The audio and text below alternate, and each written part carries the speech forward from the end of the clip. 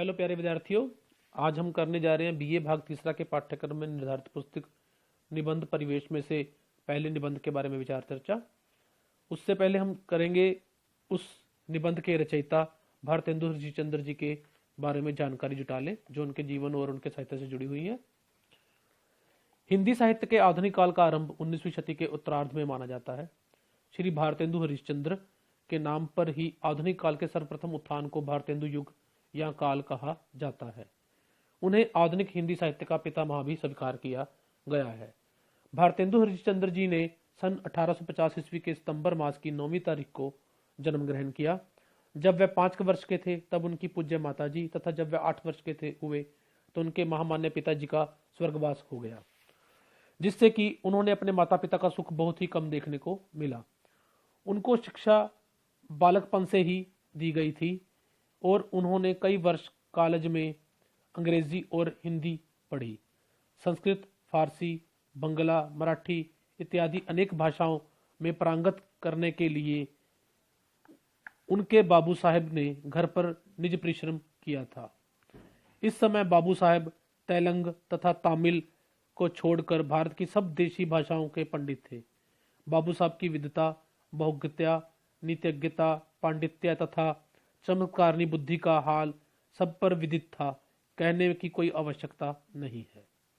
उनकी बुद्धि का चमत्कार देखकर लोगों को आश्चर्य होता था कि इतनी अल्प अवस्था में वह सर्वज्ञता है किस प्रकार है। कविता की रुचि बाबू साहब को बाल्यावस्था में ही थी। उनकी इस समय की कविता पढ़ने से जबकि वह बहुत छोटे थे बड़ा आश्चर्य होता है। वह उस समय का तो कहना ही क्या, मूर्तिमान आशु कवि कालिदास थे। जैसे कवि उनकी सरस और प्रिय होती है, जैसे कविता उनकी सरस और प्रिय होती थी, वैसी आज तक किसी की नहीं होती।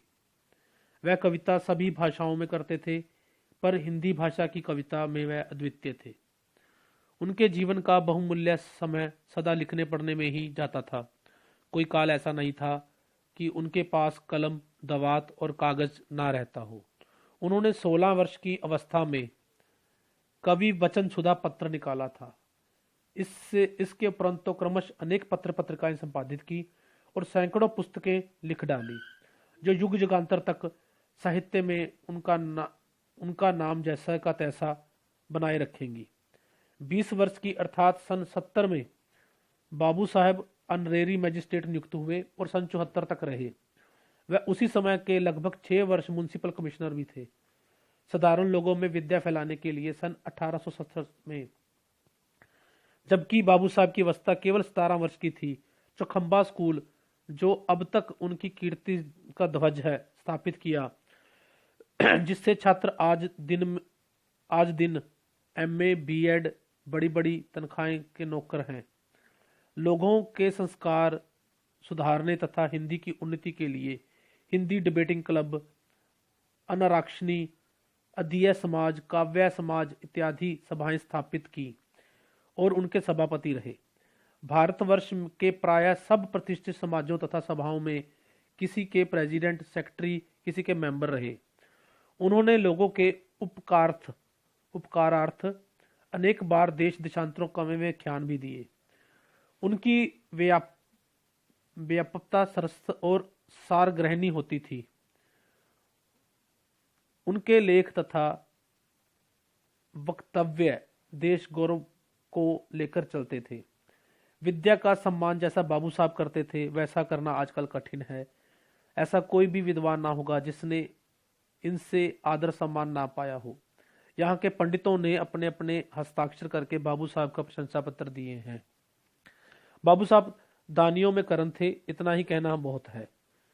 उनसे हजारों मनुष्यों का कल्याण होता रहा है। विद्योन्नति के लिए उन्होंने बहुत पैसे खर्च किए। 500 रुपये तो उन्होंने पंडित परमानंद जी को सत्सई की संस्कृत टीका का दिया तथा इसी प्रकार से कॉलेज और स्कूलों में उचित पारितोषिक बांटते रहे। जब जब बंगाल, बंबई और मद्रास में स्त्रियां परीक्षा में उत्तीर्ण होती तब बाबू साहब उनका उत्साह बढ़ाने के लिए बनारसी साड़ियां आदि भेजा करते, जिनसे कि कई एक श्रीमती लेडी रिपन ने प्रसन्नता पूर्वक अपने हाथों से बांटा था। बाबू साहब ने देशोपकार के लिए national fund, homoeopathic dispensary Gujarat और Jaunpur relief fund, sailors homes, Prince of Wales hospital और लाइब्रेरी इत्यादि की सहायता के लिए समय समय पर चंदा भी इकट्ठा किया और दिया। वह गरीब दुखियों को बराबर सहायता करते रहे। उनके गुण ग्राहक भी एक ही थे, जो गुणियों के गुण से प्रसन्न होकर उनको यथेष्टा द्रव्य देते थे। तात्पर्य यह है कि जहां तक उनसे बना दिया देने से उनको कभी भी अपना हाथ नहीं रोका। देश हितैषियों में पहले उन्हीं के नाम पर उंगली पड़ती है, क्योंकि यह वह हितैषी थे जिन्होंने अपने देश गौरव को स्थापित करने के लिए अपना धन, मान, प्रतिष्ठा एक और रख दी और सदा उसको सुधारने के उपाय सोचते रहे। उनको अपने देशवासियों पर कितनी प्रीति थी, यह बात उनके भारत जननी और भारत दुर्दशा इत्यादि नाटकों को पढ़ने से ज्ञात हो जाती है। उनके लेखों में उनकी हितैषिता और देश का सच्चा प्रेम स्पष्ट झलकता हुआ दिखाई देता है। यद्यपि बहुत लोगों ने उनको गवर्नमेंट का डिसॉयल, अशुभ चिंतक मान रखा था, किंतु यह उनका भ्रम था। हम मुक्त कंठ से कह सकते हैं कि वह परम राजभक्त थे। यदि ऐसा ना होता तो उन्हें क्या पड़ी थी कि जब प्रिंस ऑफ वेल्स आए थे तो वह बड़ा उत्सव मनाते और भाषा के अनेक छंदों में बना कर स्वागत ग्रंथ मानुस्पासन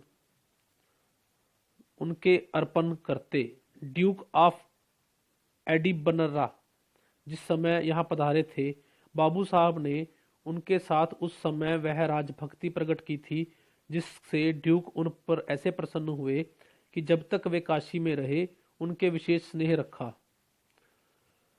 इसी प्रकार उन्होंने महारानी की प्रशंसा में मनोमुकूल माला बनाई। मिश्र युद्ध के विजय पर प्रकाश्य सभा की विजयिनी विजय वयंती बनाकर पूर्ण अनुराग साहित्य सहित उनके प्रति अपनी भक्ति प्रकाशित की। महारानी के बचने पर ब्यासी के चौक घाट के बगीचे पर भारी उत्सव किया और महारानी के जन्म दिवस पर सभा करके महाशोक किया। जब जब देश हितैषी लॉर्ड रिपन आए, उनको स्वागतपूर्ण कविताएं देकर आनंदित हुए। सन 1972 में क्यों मेमोरियल सीरीज के 1500 रुपए दिए? यह सब लॉयल्टी नहीं तो क्या थी? बाबू साहब भारतवर्ष के एजुकेशन कमीशन विद्या समाज के सदस्य तो हुए ही थे, परंतु उनका गुण यह भी था कि विलायत में नेशनल एंथम राष्ट्रीय गीत को भारत की सब भाषाओं में अनुवाद करने के लिए महारानी की ओर से जो एक कमेटी हुई उसके मेंबर भी थे। और उनके सेक्रेटरी ने जो पत्र लिखा उसमें उन्होंने बाबू साहब की प्रशंसा लिखकर स्पष्ट किया कहा कि मुझको विश्वास है कि आपकी कविता सबसे उत्तम होगी। और अंत में ऐसा ही हुआ, क्यों नहीं, जबकि भारती सदैव उनकी जीवा पर थी। सच पूछिए तो कविता का महत्व उन्हीं के साथ गया। बाबू साहब की विद्वता और भौतिकता की प्रशंसा केवल भारतीय पत्रों ने नहीं की, वरन विलायत के प्रसिद्ध पत्र ओवरलैंड इंडियन और होमेल्स इत्यादि अनेक पत्रों ने की। उनकी बहुदर्शिता के विषय में एशियाटिक सोसाइटी के प्रधान डॉक्टर राजेंद्रपाल मिश्र, M.A. शेरिंग, श्रीमान पंडित ईश्वर चंद्र विद्यासागर प्रभृति महाशयों ने अपने ग्रंथों में बड़ी प्रशंसा की है। बाबू साहब ने अपने देश के कल्याण का सदा ध्यान रहा और रखते रहे। उन्होंने गोबदा उठा देने के लिए दिल्ली दरबार में के समय 60,000 हस्ताक्षर करवाकर लॉर्ड लिंटन को पास भेजा। हिंदी के लिए सदा जोर देते रहे और एजुकेशन कमीशन में अपनी साक्षियों में यहाँ तक जोर दिया कि लोग फड़क उठते थे। अपने लेख तथा काव्यों से लोगों की उन्नति के अखाड़े में आने के लिए सदा यत्नवान रहे। साधारण के प्रति ममता इनमें इतनी थी कि माधवराव के धरे पर लोहे के छड़ लगवा दिए कि जिससे गिरने का भय छूट जाए। इनकम टैक्स के समय जब लॉर्ड साहब यहाँ आए तो दीपादान की बेला में 2 नाव में एक पर ओथ टैक्स और दूसरी पर स्वागत धन्य प्रभु श्री विलियम म्योर टैक्स छुड़वाना सबन को विनय करत कर जोर लिखा था। उसके उपरांत टैक्स उठ गया। लोग कहते हैं कि इसी से उठा, चाहे जो भी हो। इसमें संदेह नहीं कि वह अंत तक देश के लिए हाय हाय करते रहे। सन 1880 ईस्वी के 27 सितंबर के सार सुधा निधि पत्र में बाबू साहब को भारतेंदु की पदवी देने के लिए एक प्रस्ताव छपवाया गया और उसके छप जाने पर भारतवर्ष के हिंदी समाचार पत्रों में उस पर अपनी सहमति प्रकट की और तब पत्र के संपादक तथा गुणग्राही विद्वान लोगों ने मिलकर उन्हें भारतेंदु की पदवी दी। तब से वह भारतेंदु ही लिखे जाते हैं। बाबू साहब का धर्म वैष्णव था, श्री वल्लभी है। वह धर्म के बड़े पक्के थे पर आडंबर से सदैव दूर रहते थे। उनके सिद्धांत में परम धर्म भगवत प्रेम है। वह मत या धर्म के विश्वास मूलक मानते थे। सत्य, अहिंसा, दया, शील, नम्रता आदि को भी धर्म मानते और समस्त जगत को ब्रह्ममय और सत्य मानते थे। बाबू साहब ने बहुत सा धन व्यय किया परंतु कुछ दुख ना था, कदाचित दुख होता भी ना था। तो दो अवसरों पर, एक जब किसी निज आश्रित को या किसी शुद्ध सज्जन को बिना द्रव्य कष्ट पाते देखते, दूसरे जब कोई छोटे छोटे काम देशोपकारी द्रव्यमान से रुक जाते। हाँ, जिस समय हमको बाबू साहब की यह करुणा की बात याद आती है तो हमारे प्राण कंठ में आ जाते हैं। वह प्राय कहते कि अभी तक मेरे पास पूर्ववर्त बहुत धन होता तो मैं 4 काम करता। श्री ठाकुर जी के बगीचे में पधारकर धूमधाम से षड ऋतु का मनोरथ पूरा करता, विलायत, फ्रांसीन और अमेरिका जाता, अपने उद्योग से शुद्ध हिंदी की एक कम्युनिटी स्थापित करता। हाय रे हतभाग्नि हिंदी, अब तेरे इतने ध्यान किसको रहेगा। शिल्प कला का पश्चिमोत्तर देश में एक कॉलेज करता। हाय, क्या आज ये दिन उन बड़े बड़े धनिक मित्रों से भी में से कोई भी मित्र का दम भरने वाला कोई ऐसा सच्चा मित्र है जो कि उनके इस मनोरथ में किसी एक को उनके नाम पर पूरा करके उनकी आत्मा को सुखी करे। बाबू साहब की खास पसंद की चीजें राग, वाद्य, रसिक समागम, चित्र, देश देश और काल काल की विचित्र वस्तुएं और भांति भांति की पुस्तकें थी। उनको जयदेव जी, देव कवि, श्री नागरीदास जी, श्री सूरदास जी और श्री आनंदघन जी का काव्य अति प्रिय था। उर्दू में वजीर और अनीस का।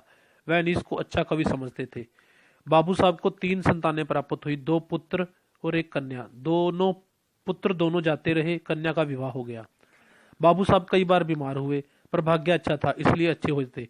सन 1882 ईस्वी में जब उदयपुर से श्री मनमहाराना साहब से मिलकर झाड़े के दिनों में लौटे तो आते समय रास्ते में बीमार पड़ गए।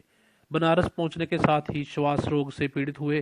रोग दिन प्रतिदिन बढ़ता ही चला गया। कई महीनों पश्चात शरीर अच्छा हुआ। लोगों ने भगवान का धन्यवाद किया। यद्यपि देखने में कुछ दिनों तक मालूम ना पड़ा, तथापि भीतर रोग बना रहा और जड़ से नहीं गया। बीच में 1-2 बार उमड़ आया और औषधि चलती रही। शरीर कृषित तो हो चला था परंतु ऐसा नहीं था कि जिससे किसी काम में हानि होती। श्वास अधिक तो चला किंतु क्षय के चिन्ह उत्पन्न हो गए। अचानक 2 जनवरी से बीमारी बढ़ने लगी। दवा इलाज सब ऊपर से चलता रहा। हाल पूछने के लिए मजदूरिन आई तो उसने कहा कि जाकर कह दो कि हमारे जीवन के नाटक का प्रोग्राम नित्य नया नया छप रहा है। पहले दिन ज्वर की, दूसरे दिन दर्द की, तीसरे दिन खांसी की, सीन हो चुके थे। देखें लास्ट नाइट कब होती है। इसी दिन दोपहर से श्वास वेग आने लगा, कफ में रुधिर आ गया। डॉक्टर, वैद्य, अनेक मजदूर और औषधियां परामर्श के साथ करते रहे परंतु मर्ज बढ़ता ही गया ज्यों ज्यों दवा की। प्रतिक्षण बाबू साहब डॉक्टर और वैद्यों से नींद आने और कफ को दूर करने होने की प्रार्थना करते थे पर करे क्या। दुष्ट काल जो सिर पर आ खड़ा था कोई न जान पाया। अंत में 9:45 बजे रात को भयंकर दृश्य उपस्थित हुआ। अंत तक श्री कृष्ण का ही ध्यान बना रहा। देवासन में श्री कृष्ण, श्री राधे कृष्ण, हे राम आते हैं मुख दिखाओ कहा और कोई दोहा पड़ा जिसमें श्री कृष्ण सहित स्वामिनी इतने धीमे स्वर में स्पष्ट सुनाई दिया। देखते ही देखते प्यारे हरिश्चंद्र जी हम लोगों की आंखों से दूर हो गए। और इस प्रकार इस साहित्य के धनी और उपकारवादी और भारत के पथ प्रदर्शक या भारत के दृष्टा के रूप में अपने आप की पहचान अर्जित करने वाले इस साहित्यकार का निधन हो गया।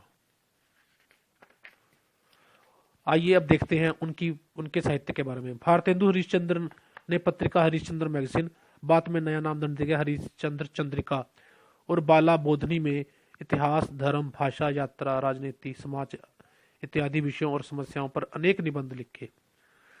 उनकी निबंधों को वर्गीकरण हम निम्नलिखित रूप में कर सकते हैं: पुरातात्विक निबंध, सांस्कृतिक निबंध, साहित्यिक निबंध, हास्य और व्यंग्य लेख, जीवन चरित्र मूलक निबंध, ऐतिहासिक निबंध, विविध निबंध, अन्य विशिष्ट निबंध। इन निबंधों के अंतर्गत ही उन्होंने अपने साहित्य का निर्माण किया और ये रचनाओं की संख्या जो है कई दर्जनों में बनी पड़ी है। धन्यवाद विद्यार्थियों।